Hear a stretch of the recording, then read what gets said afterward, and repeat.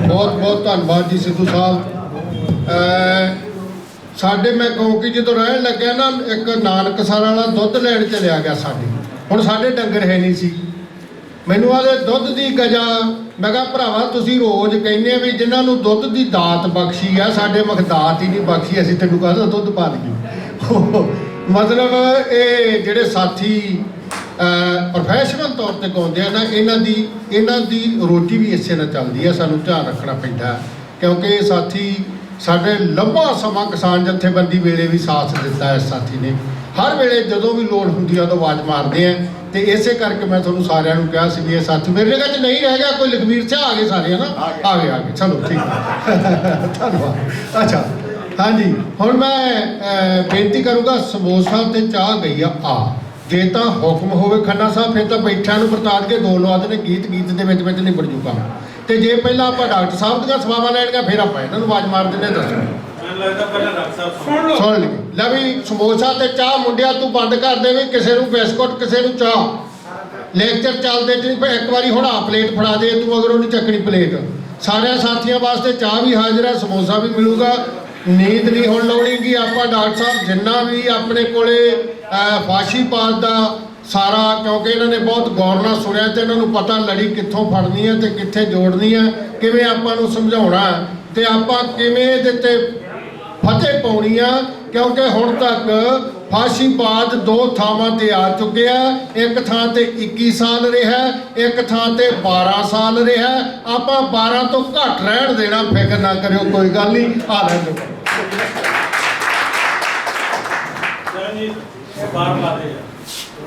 एक ना बेनती करते सारे भी आवाजाही बंद पिछे नहीं जाओ पिछे कोई एमरजेंसी है पिछे बहुत ही फिक्रमंद दोस्तों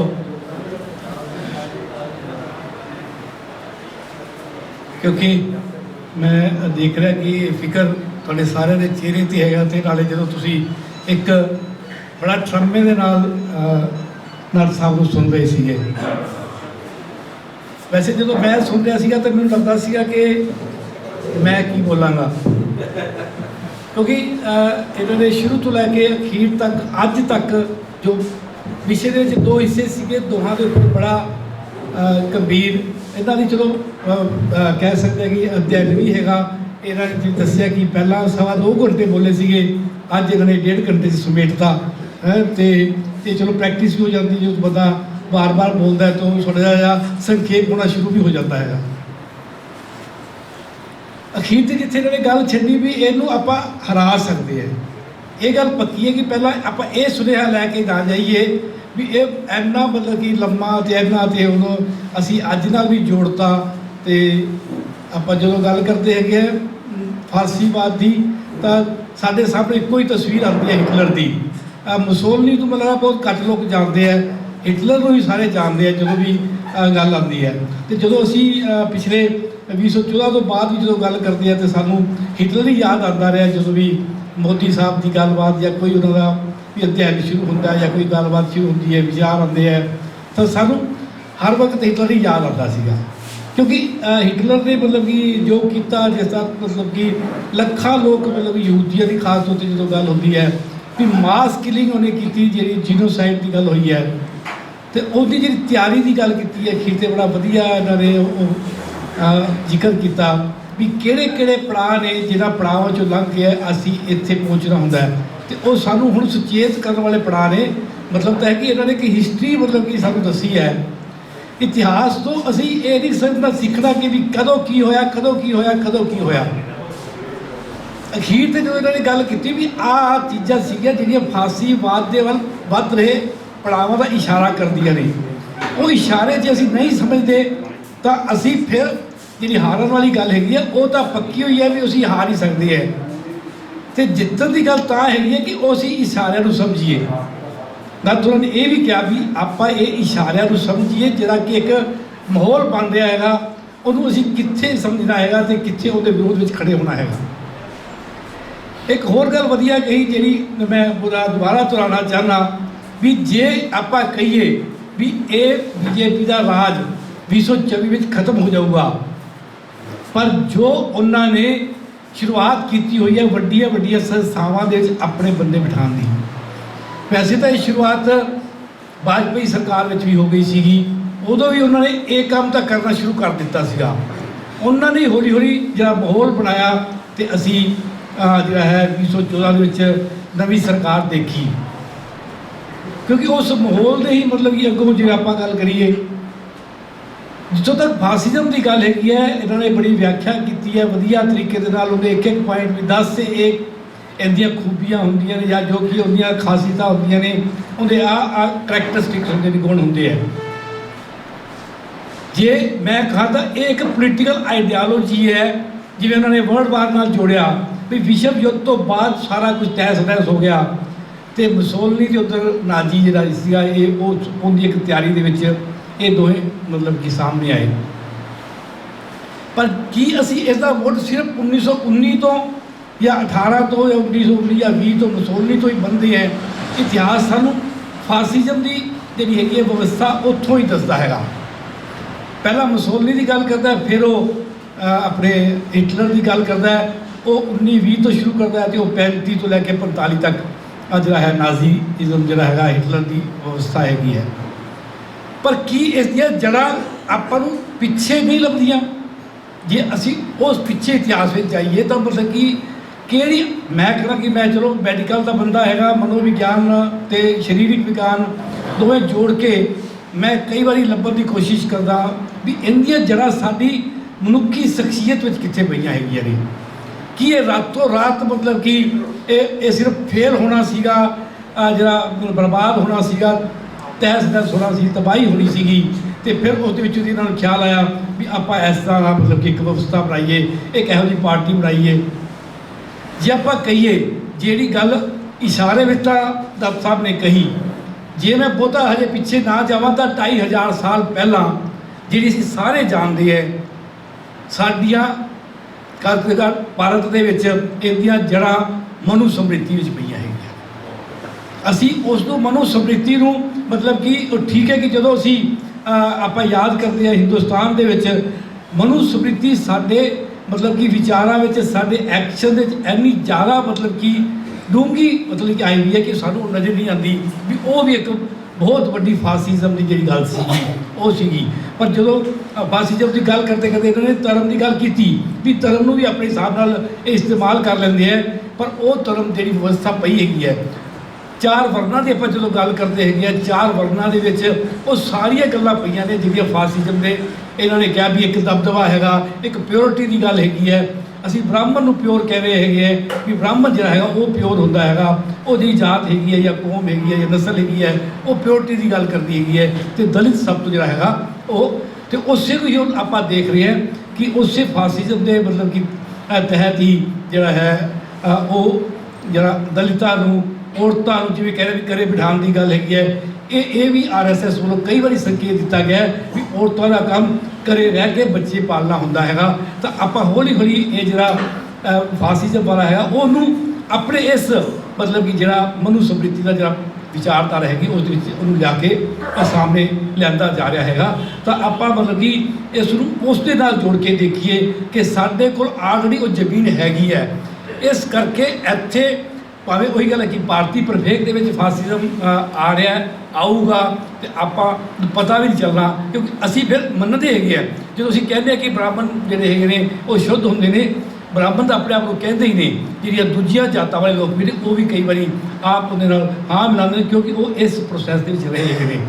ਸਾਡੇ ਸਾਰੇ ਵਰਤ, ਸਾਡੇ ਸਾਰੇ ਜਿਹੜੇ ਵੀ ਆਪਾਂ ਤਿਉਹਾਰ ਨੇ ਉਹਨਾਂ ਦੇ ਵਿੱਚ ਅਸੀਂ ਕਿਸ ਤਰੀਕੇ ਦੇ ਨਾਲ ਅਸੀਂ ਆਪਣੇ ਵਿਭਾਗ ਨੂੰ ਦੇਖੀਏ ਤਾਂ ਅਸੀਂ ਆਪ ਉਹਦੇ ਵਿੱਚ ਪੂਰੀ ਦੀ ਪੂਰੀ ਤਰ੍ਹਾਂ ਉਸ ਤਰ੍ਹਾਂ ਜੁੜੇ ਹੋਏ ਹਾਂ। ਅਤੇ ਜੇ ਆਪਾਂ ਗੱਲ ਕਰੀਏ ਜੇ ਆਪਾਂ ਜਦੋਂ ਫਾਸਿਜ਼ਮ ਦੀ ਗੱਲ ਹੈ ਕਿ ਸਭ ਤੋਂ ਵੱਧ ਮਤਲਬ ਕਿ ਪਹਿਲਾਂ ਇਸ ਮੋਦੀ ਸਰਕਾਰ ਦੇ ਬਾਰੇ ਵੀ ਕਿਹਾ ਜਾ ਰਿਹਾ ਹੈ ਕਿ ਉਹਦੇ ਸਭ ਤੋਂ ਪਹਿਲੇ ਜਿਹੜਾ ਹੈਗਾ ਉਹਨਾਂ ਦਾ ਨਿਸ਼ਾਨਾ ਉਹ ਮੁਸਲਮਾਨ ਨੇ, ਤਾਂ ਦੂਸਰੇ ਉਹਨਾਂ ਦੇ ਨਿਸ਼ਾਨੇ ਤੇ ਕਮਿਊਨਿਸਟ ਹੈਗੇ ਨੇ।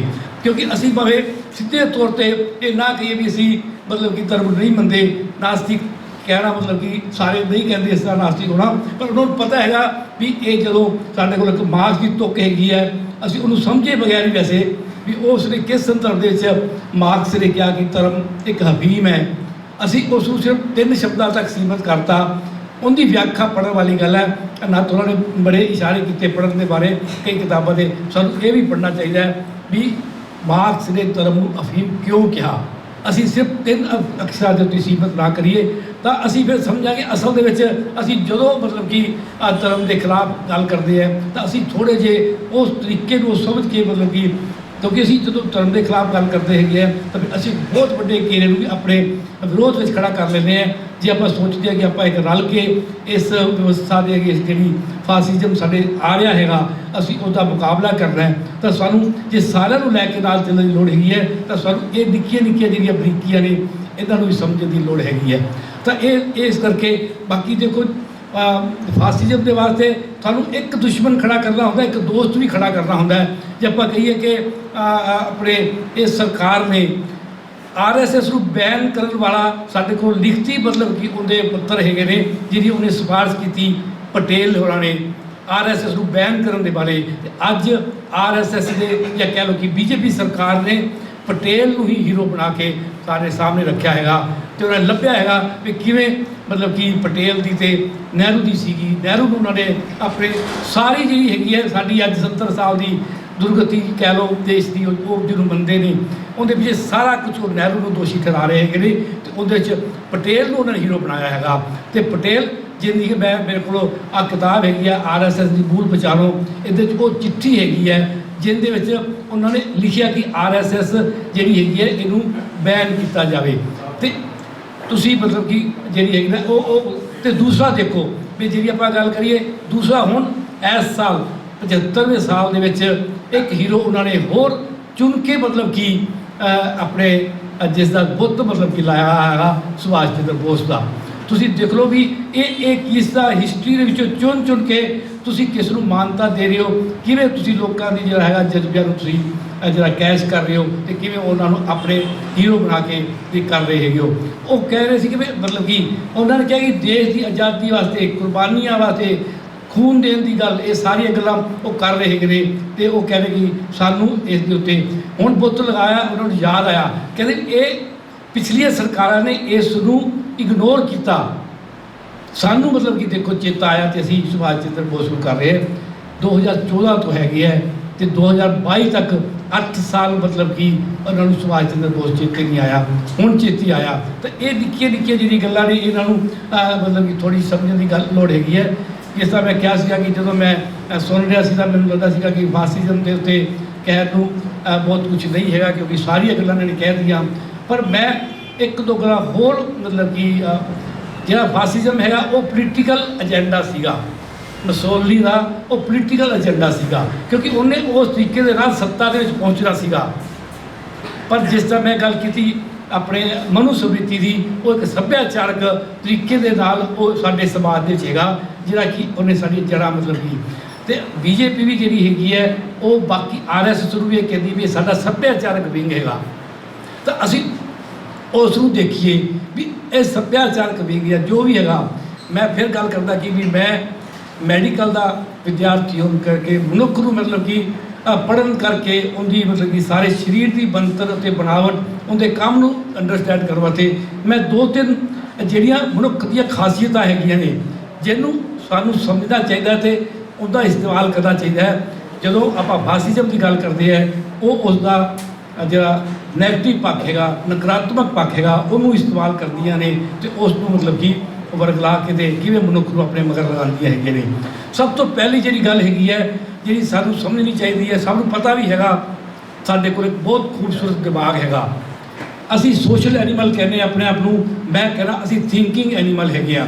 ਉਹ ਸੋਚਣਾ ਕਿਵੇਂ ਹੈਗਾ ਇਹ ਇੱਕ ਗੱਲ ਹੈਗੀ ਹੈ ਵੀ ਉਹ ਸੋਚ ਜਿਹੜੀ ਸਾਨੂੰ ਮਤਲਬ ਕਿ ਕੁਦਰਤ ਨੇ ਦਿੱਤੀ ਹੈ। ਸਾਡੀ ਵਿਸ਼ਲੇਸ਼ਣੀ ਦਿਮਾਗ ਹੈਗਾ, ਸਾਡਾ ਵਿਸ਼ਲੇਸ਼ਣ ਕਰਨ ਵਾਲਾ ਦਿਮਾਗ ਹੈਗਾ। ਅਸੀਂ ਹਰ ਕੰਮ ਐਨਾਲਿਸਿਸ ਨਾਲ ਕਰਦੇ ਹਾਂ, ਕੀ ਚੰਗਾ ਹੈ ਕੀ ਮਾੜਾ ਹੈ, ਕੀ ਕਰਨਾ ਚਾਹੀਦਾ ਕੀ ਨਹੀਂ ਕਰਨਾ ਚਾਹੀਦਾ। ਅਸੀਂ ਚਰਚਾ ਕਰ ਰਹੇ ਹਾਂ ਕਿ ਇੱਕ ਖਤਰਾ ਸਾਡੇ ਸਾਹਮਣੇ ਆ ਰਿਹਾ ਹੈਗਾ, ਅਸੀਂ ਇਸ ਨੂੰ ਕਿਵੇਂ ਨਜਿੱਠਣਾ ਹੈਗਾ। ਨੱਥ ਸਾਹਿਬ ਦੇ ਆਪਣੇ ਵਿਚਾਰ ਨੇ, ਖੰਨਾ ਸਾਹਿਬ ਗੱਲ ਕਰਨਗੇ ਉਹਨਾਂ ਦੇ ਆਪਣੇ ਵਿਚਾਰ ਹੋਣਗੇ, ਕਿਸੇ ਨਤੀਜੇ ਦੇ ਹੋਣਗੇ, ਆਪਾਂ ਕਿਸੇ ਨਤੀਜੇ 'ਤੇ ਪਹੁੰਚਾਂਗੇ। ਮਨੁੱਖ ਦੇ ਕੰਮ ਕਰਨ ਦਾ ਤਰੀਕਾ ਇਹ ਹੈਗਾ ਜਿਸ ਨੂੰ ਇਸਤੇਮਾਲ ਕੀਤਾ ਜਾਂਦਾ ਜਾਂ ਰੋਕ ਦਿੱਤਾ ਜਾਂਦਾ ਹੈ। ਜੇ ਗੱਲ ਕਹੀ ਕਿ ਮਨਮਾਨੀ मोदी है तो मुमकिन है, जो मैं कहता वो सही हैगा। ये ਦਿਮਾਗ ਦੀ ਗੱਲ ਨਹੀਂ ਹੈਗੀ ਹੈ ਜਿਹੜਾ ਸਾਨੂੰ ਕੁਦਰਤ ਨੇ ਦਿੱਤਾ ਹੈਗਾ। ਸਾਨੂੰ ਇਹਦੇ 'ਤੇ ਸਵਾਲ ਕਰਨਾ ਚਾਹੀਦਾ ਹੈਗਾ ਜਾਂ ਲੋਕਾਂ ਨੂੰ ਦੱਸਣਾ ਚਾਹੀਦਾ ਹੈ ਵੀ ਇਹ ਤੁਹਾਡੇ ਕੁਦਰਤ ਨੇ ਦਿੱਤੇ ਹੋਏ ਦਿਮਾਗ ਦਾ ਤਰੀਕਾਕਾਰ ਨਹੀਂ ਹੈ। ਤੁਸੀਂ ਉਹ ਤਰੀਕਾ ਅਪਣਾਓ ਜਿਹੜਾ ਤੁਹਾਨੂੰ ਬੈਠ ਕੇ ਵਿਚਾਰਾਂ ਦੇ ਨਾਲ ਵਿਮਰਸ਼ ਕਰਕੇ ਚਰਚਾ ਕਰਕੇ ਆਪਾਂ ਨੂੰ ਮਤਲਬ ਕਿ ਕੁਦਰਤ ਨੇ ਦਿੱਤਾ ਹੈਗਾ, ਇਸ ਦੀ ਗੱਲ ਕਰਨੀ ਚਾਹੀਦੀ ਹੈ। ਦੂਜੇ ਪਾਸੇ ਇਹ ਪਤਾ ਹੈਗਾ ਵੀ ਇਹ ਮਨੁੱਖ ਦੀ ਖਾਸੀਅਤ ਹੈ ਵੀ ਇਹ ਬੈਠਦੇ ਹੈ, ਚਰਚਾ ਕਰਦੇ ਹੈ, ਫਿਰ ਉਸ 'ਤੇ ਹਮਲੇ ਹੁੰਦੇ ਹੈ, ਉਹਨੂੰ ਰੋਕਿਆ ਜਾਂਦਾ ਹੈਗਾ। ਤਾਂ ਪਹਿਲੀ ਗੱਲ ਤਾਂ ਜਿਹੜੀ ਹੈਗੀ ਹੈ ਇਹਨੂੰ ਸਮਝਣ ਦੀ ਗੱਲ ਹੈਗੀ ਹੈ। ਜੇ ਅਸੀਂ ਚਾਹੁੰਦੇ ਹੈਗੇ ਹੈ ਸੁਚੇਤ ਕਰਕੇ ਆਪਾਂ ਗੱਲ ਕਰਦੇ ਹਾਂ, ਚੇਤਨ ਕਰਨ ਦੀ ਗੱਲ ਕਰਦੇ ਹਾਂ, ਪਰ ਉਹਦੇ ਵਾਸਤੇ ਇੱਕ ਵਿਧੀਵਤ ਪ੍ਰੋਗਰਾਮ ਬਣਾਉਣ ਦੀ ਲੋੜ ਹੈਗੀ ਹੈ ਵੀ ਆਪਾਂ ਲੋਕਾਂ ਦੇ ਵਿੱਚ ਜਾ ਕੇ ਕਿਵੇਂ ਲੋਕਾਂ ਨੂੰ ਚੇਤਨ ਕਰਨਾ ਹੈ, ਕੀ ਉਹਨਾਂ ਨੂੰ ਦੱਸਣਾ ਹੈ, ਕੀ ਸਮਝਾਉਣਾ ਹੈਗਾ। ਯਾਨੀ ਕਿ ਕਹਿਣ ਦਾ ਮਤਲਬ ਸਾਡੀ ਜਿਹੜੀ ਮਨੁੱਖ ਦੀ ਖਾਸੀਅਤ ਹੈਗੀ ਹੈ ਇਹਦਾ ਆਪਣੇ ਹੱਕ ਦੇ ਵਿੱਚ ਇਸਤੇਮਾਲ ਕਰਨਾ ਚਾਹੀਦਾ ਹੈਗਾ।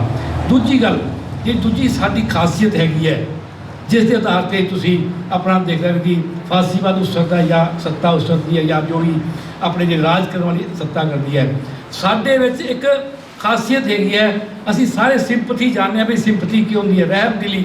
ਅਸੀਂ ਸਾਰੇ ਰਹਿਮ ਦਿਲ ਹੈਗੇ ਹਾਂ। ਇਹ ਨਹੀਂ ਹੈ ਕਿ ਵੀ ਬੰਦਾ ਕਠੋਰ ਹੈਗਾ ਇੱਕ ਹੈਗਾ, ਉਹ ਇੱਕ ਹਾਲਾਤ ਵੱਖਰੀ ਗੱਲ ਹੈਗੀ ਹੈ, ਪਰ ਅਸੀਂ ਰਹਿਮ ਦਿਲ ਤੋਂ ਵੀ ਅੱਗੇ ਇੱਕ ਹੋਰ ਪੌੜੀ ਤੈਅ ਕੀਤੀ ਹੈਗੀ ਹੈ। ਅਸੀਂ ਐਮਪੈਥਿਕ ਹੈਗੇ ਹੈ। ਐਮਪੈਥਿਕ ਦਾ ਮਤਲਬ ਹੁੰਦਾ ਹੈ ਅਸੀਂ ਆਪਣੇ ਦਰਦ ਨੂੰ ਤਾਂ ਮਹਿਸੂਸ ਕਰਦੇ ਹੀ ਹੈ, ਅਸੀਂ ਦੂਸਰੇ ਦੇ ਦਰਦ ਨੂੰ ਵੀ ਮਹਿਸੂਸ ਕਰਦੇ ਹਾਂ। ਜਦੋਂ ਰਹਿਮ ਕਰਦੇ ਹੈ ਤਾਂ ਅਸੀਂ ਕਿਸੇ ਦੀ ਮਦਦ ਕਰਦੇ ਹੈ, 10 ਰੁਪਏ ਦੇ ਕੇ ਉਹਦੇ ਕੋਲੇ ਵਿੱਚ ਜਾਂਦੇ ਭਿਖਾਰੀ ਨੂੰ ਕੁਝ ਦੇ ਕੇ ਅਸੀਂ ਰਹਿਮ ਕੀਤਾ। ਕਿਸੇ ਨੇ ਕੁਝ ਕਿਹਾ ਤਾਂ ਅਸੀਂ ਰੋਟੀ ਖਵਾਤੀ। ਪਰ ਜਦੋਂ ਅਸੀਂ ਕਦੇ ਕਿਸੇ ਕੋਈ ਬੰਦਾ ਦੁੱਖ ਵਿੱਚ ਹੈਗਾ ਅਸੀਂ ਇਹ ਮਹਿਸੂਸ ਕਰੀਏ ਵੀ ਜੇ ਮੈਂ ਇਸ ਥਾਂ 'ਤੇ ਹੁੰਦਾ, ਅਸੀਂ ਦੇਖਦੇ ਹੈ ਕੋਈ ਐਕਸੀਡੈਂਟ ਹੋ ਜਾਂਦਾ ਹੈ ਅਸੀਂ ਰੁਕ ਜਾਂਦੇ ਹੈਗੇ ਹੈ। ਸਾਡੇ ਮਨ 'ਚ ਭਾਵਨਾ ਆਉਂਦੀ ਹੈ ਵੀ ਇਹਦਾ ਮਦਦ ਕੀਤੀ ਜਾਵੇ। ਸਾਡੇ ਦਿਮਾਗ ਵਿੱਚ ਕਿਤੇ ਨਾ ਕਿਤੇ ਅਚੇਤ ਮਨ 'ਚ ਚੱਲਦਾ ਹੁੰਦਾ ਵੀ ਜੇ ਇਹ ਐਕਸੀਡੈਂਟ ਮੇਰੇ ਨਾਲ ਹੋਇਆ ਹੁੰਦਾ। ਸਾਡੇ ਮਨੁੱਖ ਦੀ ਖਾਸੀਅਤ ਹੈਗੀ ਹੈ ਵੀ ਅਸੀਂ ਦੂਸਰੇ ਦਾ ਦਰਦ ਮਹਿਸੂਸ ਕਰਦੇ ਹਾਂ ਅਤੇ ਉਹਦੀ ਮਦਦ ਕਰਦੇ ਹਾਂ।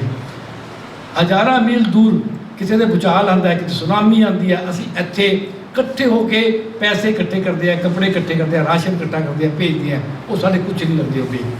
ਕਹਿਣ ਦਾ ਮਤਲਬ ਸਾਡੀ ਇੱਕ ਖਾਸੀਅਤ ਹੈਗੀ ਹੈ ਦੂਜੇ ਦੀ ਮਦਦ ਕਰਨਾ। ਇਹ ਸਾਨੂੰ ਕੁਦਰਤ ਨੇ ਦਿੱਤੀ ਹੈ, ਇਹ ਨਹੀਂ ਕਿ ਸਿਖਾਉਣੀ ਪੈਂਦੀ ਹੈ। ਸਗੋਂ ਸਿਖਾਉਣ ਵਾਸਤੇ ਇਹ ਹੁੰਦਾ ਸਾਨੂੰ ਹੌਲੀ ਹੌਲੀ ਜਿਵੇਂ ਸਰਮਾਏਦਾਰੀ ਹੈ ਇਹ ਸਾਨੂੰ ਨਿੱਜੀ ਦੇ ਵੱਲ ਜਾ ਰਹੀ ਹੈ। ਤੂੰ ਆਪਣੀ ਪਰਵਾਹ ਕਰ, ਤੂੰ ਕਾਹਤੋਂ ਲੈਣਾ, ਤੂੰ ਕਾਹਤੋਂ ਪੰਗੇ 'ਚ ਪੈਣਾ। ਇਹ ਸਾਰੀਆਂ ਜਿਹੜੀਆਂ ਗੱਲਾਂ ਨੇ ਇਹ ਇਹਦੇ ਉਲਟ ਸਾਡੀ ਜਿਹੜੀ ਮਨੁੱਖੀ ਭਾਵਨਾ ਜਿਹੜੀ ਹੈਗੀ ਉਹਦੇ ਉਲਟ ਸਾਨੂੰ ਰਾਹ ਦਿਖਾਉਂਦੀਆਂ ਨੇ। ਇੱਕ ਇਸ ਨੂੰ ਗੱਲ ਨੂੰ ਸਮਝਣ ਦੀ ਲੋੜ ਹੈਗੀ ਹੈ ਵੀ ਸਾਡੇ ਅੰਦਰ ਇੱਕ ਖਾਸੀਅਤ ਹੈਗੀ ਹੈ ਵੀ ਅਸੀਂ ਜਿਹੜਾ ਹੈ ਇਹ ਜਿਹੜੀਆਂ ਮੈਂ ਦੋਵੇਂ ਗੱਲਾਂ ਕੀਤੀਆਂ ਨੇ ਇਹ ਦੋਵੇਂ ਗੱਲਾਂ ਜਾਨਵਰਾਂ ਵਿੱਚ ਨਹੀਂ ਹੈਗੀਆਂ, ਇਹ ਸਾਡੀਆਂ ਮਨੁੱਖੀ ਖਾਸੀਅਤਾਂ ਹੈਗੀਆਂ ਨੇ। ਜੇ ਮੈਂ ਕਹਾਂ ਕਿ ਦਿਮਾਗ ਸਾਰੇ ਜਾਨਵਰਾਂ ਦੇ ਵਿੱਚ ਹੁੰਦਾ ਹੈਗਾ, ਉਹ ਵੀ ਸੋਚਦੇ ਹੈ, ਸੋਚ ਕੇ ਫੈਸਲਾ ਲੈਂਦੇ ਆ, ਅਸੀਂ ਵੀ ਸੋਚ ਕੇ ਫੈਸਲਾ ਲੈਂਦੇ ਆ। ਉਹ ਭਿੜਦੇ ਹੈ ਜਾਂ ਭੱਜ ਜਾਂਦੇ ਹੈਗੇ ਨੇ। ਉਹਨਾਂ ਦਾ ਤਰੀਕਾਕਾਰ ਦੋ ਹੀ ਤਰੀਕੇ ਨੇ, ਫਾਈਟ ਜਾਂ ਫਲਾਈਟ। ਉਹਨਾਂ ਦੇ ਕੋਲ ਹੋਰ ਕੋਈ ਤਰੀਕਾ ਨਹੀਂ ਹੈਗਾ। ਇਹ ਨਹੀਂ ਕਿ ਅਸੀਂ ਨਹੀਂ ਕਰਦੇ, ਇਹ ਦੋਵੇਂ ਤਰੀਕੇ ਅਸੀਂ ਵੀ ਕਰਦੇ ਹਾਂ। ਅਸੀਂ ਵੀ ਸਮੱਸਿਆ ਤੋਂ ਭੱਜ ਜਾਂਦੇ ਹਾਂ, ਅਸੀਂ ਡਿਸਕਸ ਕਰ ਰਹੇ ਹਾਂ, ਤੁਸੀਂ ਵਿੱਚੋਂ ਦੀ ਹੋ ਸਕਦਾ 2-4 ਮਤਲਬ ਕਿ ਹੋਣ ਇਹ ਕਹਿਣ ਵੀ ਠੀਕ ਹੈ, ਇਹੋ ਜਿਹੀਆਂ ਗੱਲਾਂ ਹੁੰਦੀਆਂ ਰਹਿੰਦੀਆਂ ਨੇ, ਠੀਕ ਹੈ ਆਪਾਂ ਕੀ ਲੈਣਾ। ਇਹਦਾ ਇਸ਼ਾਰਾ ਵੀ ਕੀਤਾ ਆਪਣੇ ਨੱਥ ਸਾਹਿਬ ਨੇ ਵੀ ਇਹ ਗੱਲ ਮਤਲਬ ਹੁੰਦੀ ਹੈ ਵੀ ਅੱਜ ਸਾਡੇ ਤੱਕ ਹਜੇ ਗੱਲ ਅੱਗ ਪਹੁੰਚੀ ਨਹੀਂ ਹੈਗੀ, ਪਤਾ ਨਹੀਂ ਕਦੋਂ ਪਹੁੰਚੂਗੀ, ਆਪਾਂ ਹੁਣੇ ਕਾਹਤੋਂ ਫਿਕਰ ਕਰਨਾ। ਇਹ ਹੈਗਾ ਇਹ ਭੱਜ ਜਾਣਾ। ਦੂਜਾ ਹੈਗਾ ਭੇੜ ਜਾਣਾ ਹੈਗਾ ਫਿਰ ਸਾਨੂੰ ਮਤਲਬ ਕਿ ਗੱਲ ਕਹਿ ਕੇ ਗੁੱਸੇ ਕਰਾਇਆ ਜਾਂਦਾ, ਜਿਵੇਂ ਭੀੜ ਤੰਤਰ ਹੈਗਾ। ਤੁਹਾਨੂੰ ਇਹ ਗੱਲ ਕਹਿ ਕੇ ਇਹ ਦੱਸਿਆ ਜਾਂਦਾ ਹੈਗਾ ਅਸੀਂ ਭੀੜ ਵਿੱਚ 15-20 ਬੰਦੇ ਇਕੱਠੇ ਹੁੰਦੇ ਆ, ਕਿਸੇ ਇੱਕ ਬੰਦੇ 'ਤੇ ਅਟੈਕ ਕਰਦੇ ਆ ਅਤੇ ਉਹਨੂੰ ਅਸੀਂ ਮਾਰਨ ਤੱਕ ਜਾਂਦੇ ਹੈਗੇ ਆ, ਮਾਰ ਵੀ ਦਿੰਦੇ ਹੈਗੇ ਆ। ਸਾਡੇ ਮਨ ਦੇ ਵਿੱਚ ਕੋਈ ਅਫਸੋਸ ਨਹੀਂ ਹੁੰਦਾ ਵੀ ਅਸੀਂ ਕੋਈ ਗਲਤ ਕੰਮ ਕੀਤਾ ਹੈਗਾ। ਯਾਨੀ ਕਹਿਣ ਦਾ ਮਤਲਬ ਇਹ ਹੈਗਾ ਵੀ ਉਹ ਸੋਚ ਜਿਹੜੀ ਹੈਗੀ ਹੈ ਉਹ ਸੋਚ ਨੂੰ ਕਿਸ ਤਰੀਕੇ ਨਾਲ ਉਹ ਇਸਤੇਮਾਲ ਕੀਤਾ ਜਾਂਦਾ ਹੈ। ਅਸੀਂ ਦੋ ਤਰੀਕਿਆਂ ਦੇ ਨਾਲ ਮਨੁੱਖ ਦੋ ਤਰੀਕਿਆਂ ਦੇ ਨਾਲ ਗਤੀਸ਼ੀਲ ਹੁੰਦਾ ਹੈ, ਇੱਕ ਵਿਚਾਰਾਂ ਦੇ ਨਾਲ, ਦੂਸਰਾ ਜਜ਼ਬਾਤਾਂ ਦੇ ਨਾਲ। ਅਸੀਂ ਵਿਚਾਰਾਂ ਦੇ ਨਾਲ ਜਦੋਂ ਗਤੀਸ਼ੀਲ ਹੁੰਦੇ ਹਾਂ ਫਿਰ ਅਸੀਂ ਸੋਚਦੇ ਹੈਗੇ ਹਾਂ। ਜਿਵੇਂ ਮੰਨ ਲਓ ਤੁਹਾਨੂੰ ਕੋਈ ਗਾਲਾਂ ਕੱਢੇ, ਕੋਈ ਥੱਪੜ ਮਾਰੇ ਅਤੇ ਤੁਸੀਂ ਅੱਗੋਂ ਥੱਪੜ ਮਾਰ ਦਿਓ, 4 ਘੰਟਿਆਂ ਬਾਅਦ ਤੁਹਾਨੂੰ ਸਮਝ ਆਊਗੀ ਯਾਰ ਇਹ ਨਹੀਂ ਸੀ ਕਰਨਾ ਚਾਹੀਦਾ। ਬੈਠ ਕੇ ਗੱਲ ਕਰ ਸਕਦੇ ਸੀਗੇ, ਵਿਚਾਰ ਸਕਦੇ ਸੀਗੇ, ਇਹ ਮੈਂ ਫੈਸਲਾ ਗਲਤ ਲਿਆ। ਇਹ ਸਾਨੂੰ 4 ਘੰਟੇ ਬਾਅਦ ਅਹਿਸਾਸ ਹੁੰਦਾ ਹੈ, ਕਿਉਂਕਿ ਸੋਚਣ ਦੀ ਪ੍ਰਕਿਰਿਆ ਦੇ ਵਿੱਚ ਟਾਈਮ ਲੱਗਦਾ ਹੈ। ਜਜ਼ਬਾਤੀ ਪ੍ਰਕਿਰਿਆ ਦੇ ਵਿੱਚ ਤੁਸੀਂ ਜਿਹੜਾ ਥੱਪੜ ਮਾਰਿਆ ਉਹ ਜਜ਼ਬਾਤੀ ਤਰੀਕੇ ਨਾਲ ਕੀਤਾ। ਯਾਨੀ ਕਿ ਇਹ ਜਿਹੜਾ ਸਿਸਟਮ ਹੈਗਾ ਸਾਡੀ ਬੋਡੀ ਦੇ ਵਿੱਚ ਇੱਕ ਸਿਸਟਮ ਹੈਗਾ ਜਿਹੜਾ ਜਜ਼ਬਾਤਾਂ ਨੂੰ ਭੜਕਾਉਂਦਾ ਹੈ, ਇੱਕ ਸਾਡੇ ਕੋਲ ਦਿਮਾਗ ਹੈਗਾ ਜਿਹੜਾ ਸਾਨੂੰ ਸੋਚਣ ਵਾਲੇ ਪਾਸੇ ਲਾਉਂਦਾ ਹੈ। ਪਰ ਸੋਚਣ ਵਾਲੇ ਪਾਸੇ ਪੈਣ ਵਾਲਾ ਜਿਹੜਾ ਰਸਤਾ ਹੈਗਾ ਉਹ ਥੋੜ੍ਹਾ ਲੰਮਾ ਹੈਗਾ, ਦੂਜਾ ਹੈਗਾ ਉਹ ਬੜਾ ਇਮੀਡੀਏਟ ਹੈਗਾ। ਤਾਂ ਕਹਿਣ ਦਾ ਮਤਲਬ ਜਿਹੜੀਆਂ ਮਤਲਬ ਕਿ ਆ ਫਾਸੀਵਾਦੀ ਸਰਕਾਰਾਂ ਹੈ ਜਾਂ ਇਹ ਜੇ ਤਰੀਕੇ ਹੈਗੇ ਨੇ ਉਹ ਤੁਹਾਨੂੰ ਭੜਕਾਊ ਮਤਲਬ ਕਿ ਤਰੀਕਿਆਂ ਦੇ ਨਾਲ ਉਸ ਪਾਸੇ ਲਗਾਉਂਦੇ ਆ ਕਿ ਤੁਸੀਂ ਉਹਨਾਂ ਦੀ ਪੀੜ ਬਣ ਕੇ ਤੁਸੀਂ ਉਹਨਾਂ ਦੇ ਮਗਰ ਚਲੇ ਜਾਂਦੇ ਹੋ ਤੇ ਤੁਹਾਨੂੰ ਰੋਕਿਆ ਜਾਂਦਾ ਵੀ ਸੋਚਣ ਦੀ ਕੋਈ ਲੋੜ ਹੈ ਨਹੀਂ। ਕਿਤਾਬਾਂ ਦੀ ਗੱਲ ਵੀ ਹੋਈ ਵੀ ਕਿਤਾਬਾਂ ਜਿਹੜੀਆਂ ਨੇ ਉਹ ਉਹਨਾਂ ਨੂੰ ਸਾੜ ਦਿੱਤਾ ਗਿਆ, ਇਸ ਕਰਕੇ ਸਾੜ ਦਿੱਤਾ ਗਿਆ ਕਿਉਂਕਿ ਉਹ ਤੁਹਾਨੂੰ ਸੋਚਣ ਵਾਲੇ ਪਾਸੇ ਲਗਾਉਂਦੀਆਂ ਨੇ, ਸਮਝਾਉਂਦੀਆਂ ਨੇ ਵੀ ਕਿਵੇਂ ਅਸੀਂ ਕਿਸ ਜਿਹੜੀ ਹੈਗੀ ਹੈ ਸਾਡੇ ਸਾਹਮਣੇ ਕੋਈ ਘਟਨਾ ਵਾਪਰੀ ਹੈ ਜਾਂ ਜੋ ਕੁਝ ਹੋ ਰਿਹਾ ਹੈਗਾ ਅਸੀਂ ਉਹਨੂੰ ਕਿਵੇਂ ਵਿਸ਼ਲੇਸ਼ਣ ਕਰੀਏ, ਕਿਵੇਂ ਉਹਦਾ ਰਾਹ ਫੜੀਏ। ਇੱਕ ਗੱਲ ਹੋਰ ਆਖਰੀ ਜਿਹੜੀ ਮੈਂ ਤੈਨੂੰ ਕਈ ਮੈਂ ਇਹ ਅੰਡਰਲਾਈਨ ਕੀਤੀਆਂ ਨੇ ਮਤਲਬ ਕਿ ਉਹਨਾਂ ਦਾ ਇਹ ਹੈਗੀ ਆ ਵੀ ਅਸੀਂ ਮੁਲਕ ਦੇ ਤੌਰ 'ਤੇ ਸਾਨੂੰ ਪਤਾ ਹੈਗਾ ਵੀ ਅੱਜ 2 ਘੰਟਿਆਂ ਬਾਅਦ ਸ਼ਾਮ ਪਊਗੀ, ਅਸੀਂ ਸ਼ਾਮੀ ਕੀ ਕਰਨਾ ਹੈਗਾ, ਕੱਲ ਸਵੇਰ ਹੋਗੀ। ਅਸੀਂ ਇਹ ਨੈਰੇਟਿਵ ਇਹ ਗੱਲਬਾਤ ਅਕਸਰ ਕਹਿੰਦੇ ਆ ਵੀ ਕੋਈ ਨਹੀਂ ਕਾਕਾ ਕੱਲ ਸਵੇਰ ਹੋਗੀ। ਅੱਜ ਇੱਕ ਗੀਤ ਵੀ ਗਾਇਆ ਗਿਆ ਵੀ ਇੱਕ ਵਧੀਆ ਸਵੇਰ ਆਊਗੀ ਹਾਨੀਆਂ ਤੂੰ ਪਰਵਾਹ ਨਾ ਕਰ। ਇਹ ਸਾਨੂੰ ਆਸ ਹੈਗੀ ਹੈ ਜਿਹੜੀ ਇਹ ਆਸ ਵੀ ਸਾਡੇ ਕੋਲ ਹੈਗੀ ਹੈ। ਇਸ ਕਰਕੇ ਅਸੀਂ ਫਿਰ ਯੋਜਨਾ ਬਣਾਉਂਦੇ ਹਾਂ, ਵਿਉਂਤਬੰਦੀ ਕਰਦੇ ਹਾਂ। ਅੱਜ ਵੀ ਅਸੀਂ ਇੱਕ ਆਸ ਦੇ ਨਾਲ ਇੱਥੋਂ ਦੀ ਜਾਵਾਂਗੇ ਕਿ ਅਸੀਂ ਕੁਝ ਕਰ ਸਕਦੇ ਹਾਂ, ਇਸ ਫਾਸੀਵਾਦ ਦਾ ਮੁਕਾਬਲਾ ਕਰ ਸਕਦੇ ਹਾਂ। ਇਹ ਫਿਰ ਸਾਨੂੰ ਕੁਝ ਸੋਚਣ ਲਈ ਫਿਰ ਦੁਬਾਰਾ ਮਿਲਣ ਦੇ ਲਈ ਬੈਠ ਕੇ ਕੋਈ ਪਲੈਨਿੰਗ ਕਰਨ ਦੇ ਲਈ ਵਿਉਂਤਬੰਦੀ ਬਣਾਉਣ ਦੇ ਲਈ ਇਹ ਸਾਨੂੰ ਮਤਲਬ ਕਿ ਇੱਕ ਰਾਹ ਦੱਸਦੀ ਹੈਗੀ ਹੈ।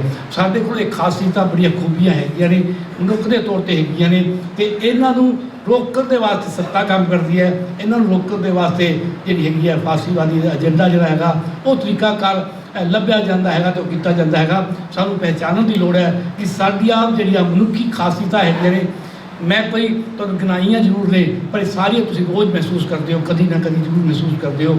ਪਰ ਉਹਨਾਂ ਨੂੰ 1 2 3 ਕਰਕੇ ਸਮਝਣ ਦੀ ਲੋੜ ਹੈਗੀ ਹੈ ਅਤੇ ਇਹਨਾਂ ਨੂੰ ਹੋਰ ਵਧਾਉਣ ਦੀ ਲੋੜ ਹੈਗੀ ਹੈ ਆਪਸ ਵਿੱਚ ਬੈਠ ਕੇ ਕਿ ਅਸੀਂ ਕਿਵੇਂ ਇਹਨਾਂ ਮਨੁੱਖੀ ਖਾਸੀਅਤਾਂ ਦਾ ਇਸਤੇਮਾਲ ਕਰੀਏ ਅਤੇ ਜਿਹੜੀਆਂ ਸਾਡੇ ਮਨੁੱਖ ਨੂੰ ਗੈਰ ਮਨੁੱਖੀ ਬਣਾ ਰਹੀਆਂ, ਅਮਾਨਵੀ ਬਣਾ ਰਹੀਆਂ ਨੇ, ਜਿਹੜੀਆਂ ਸਾਨੂੰ ਮਤਲਬ ਕਿ ਜਾਨਵਰ ਵੱਲ ਧੱਕ ਰਹੀਆਂ ਨੇ, ਫਿਰ ਤੋਂ ਜਾਨਵਰ ਬਣਾ ਰਹੀਆਂ ਨੇ, ਸਾਨੂੰ ਫਿਰ ਭਿੜਨ ਦੇ ਵਾਸਤੇ ਮਜਬੂਰ ਕਰਦੀਆਂ ਨੇ, ਸਾਨੂੰ ਭੱਜਣ ਦੇ ਵਾਸਤੇ ਪਾਸੇ ਲਗਾ ਰਹੀਆਂ ਨੇ। ਤਾਂ ਇਸ ਕਰਕੇ ਅਸੀਂ ਉਹਨਾਂ ਤੋਂ ਥੋੜ੍ਹਾ ਜਿਹਾ ਪਰਹੇਜ਼ ਕਰ ਸਕਦੇ ਹੈ। ਇਹ ਸਾਡੇ 'ਚ ਖਾਸੀਅਤ ਹੀ ਇਹ ਕੋਈ ਜਿਹੜੀਆਂ ਗੱਲਾਂ ਨੇ ਇਹ ਕੋਈ ਮੈਂ ਮਤਲਬ ਕਿ ਰਸਮੀ ਗੱਲਾਂ ਨਹੀਂ ਹੈਗੀਆਂ, ਇਹ ਸਾਡੀਆਂ ਖਾਸੀਅਤਾਂ ਹੈਗੀਆਂ ਨੇ, ਤੁਸੀਂ ਸਾਰੇ ਜਾਣਦੇ ਹੋ। ਮੈਂ ਸਿਰਫ ਸਮਾਜ ਮਨੋਵਿਗਿਆਨ ਅਤੇ ਸਰੀਰ ਦੇ ਨਾਲ ਵਿੱਚ ਉਹਦੀ ਕੱਢ ਕੇ ਅੰਡਰਲਾਈਨ ਕਰਨ ਦੀ ਗੱਲ ਕੀਤੀ ਹੈ। ਆਖਰੀ ਗੱਲ ਜਿਹੜੀ ਹੈਗੀ ਹੈ ਕਿ ਅਸੀਂ ਇੱਥੇ ਭਗਤ ਸਿੰਘ ਅਤੇ BR ਅੰਬੇਦਕਰ ਦੀ ਤਸਵੀਰ ਲਾਈ ਹੋਈ ਹੈ, ਚਾਹੇ ਸਰਕਾਰੀ ਲੱਗੀ ਹੋਈ ਹੈ, ਪਰ ਫਿਰ ਵੀ ਅਸੀਂ ਜਿਨ੍ਹਾਂ ਦੋਹਾਂ ਸ਼ਖਸੀਅਤਾਂ ਦੇ ਨਾਲ ਬੈਠੇ ਹੋਏ ਗੱਲ ਕਰ ਰਹੇ ਹਾਂ, ਇਹ ਦੋਹਾਂ ਸ਼ਖਸੀਅਤਾਂ ਨੇ ਜਿਹੜਾ ਹੈਗਾ ਉਹ ਫਾਸੀਵਾਦ ਦੇ ਵਿਰੋਧ ਵਿੱਚ ਭਗਤ ਸਿੰਘ ਦਾ ਜੋ ਸੀਗਾ ਉਹ ਲਾਥੋਰਾਂ ਪੜਿਆ ਹੈਗਾ। ਜੇ ਮੈਂ ਕਹਾਂ ਤਾਂ ਮਨੂ ਸਮ੍ਰਿਤੀ ਨੂੰ ਅੱਗ ਲਗਾਉਣ ਦੇ ਵਾਸਤੇ BR ਅੰਬੇਦਕਰ ਨੇ ਪਹਿਲ ਕੀਤੀ ਸੀਗੀ। ਤਾਂ ਅਸੀਂ ਇਹਨਾਂ ਦੋਹਾਂ ਸ਼ਖਸੀਅਤਾਂ ਦੇ ਕਹਿ ਲਓ ਵੀ ਆਸ਼ੀਰਵਾਦ ਵਿੱਚ ਕਹਿ ਲਓ ਉਹਨਾਂ ਦੇ ਵਿਚਾਰਾਂ ਦੇ ਵਿੱਚ ਬੈਠ ਕੇ ਅਸੀਂ ਆਪਣੀ ਗੱਲਬਾਤ ਕੀਤੀ ਹੈਗੀ ਹੈ। ਮੈਨੂੰ ਲੱਗਦਾ ਇਹਦਾ ਵਧੀਆ ਨਤੀਜਾ ਨਿਕਲੇਗਾ ਅਤੇ ਆਪਾਂ ਕਿਤੇ ਨਾ ਕਿਤੇ ਅਗਲੇ ਪੜਾਅ ਦੇ ਵਿੱਚ ਪਹੁੰਚਾਂਗੇ। ਤੁਹਾਡਾ ਸਾਰਿਆਂ ਦਾ ਬਹੁਤ ਬਹੁਤ ਧੰਨਵਾਦ ਜੀ।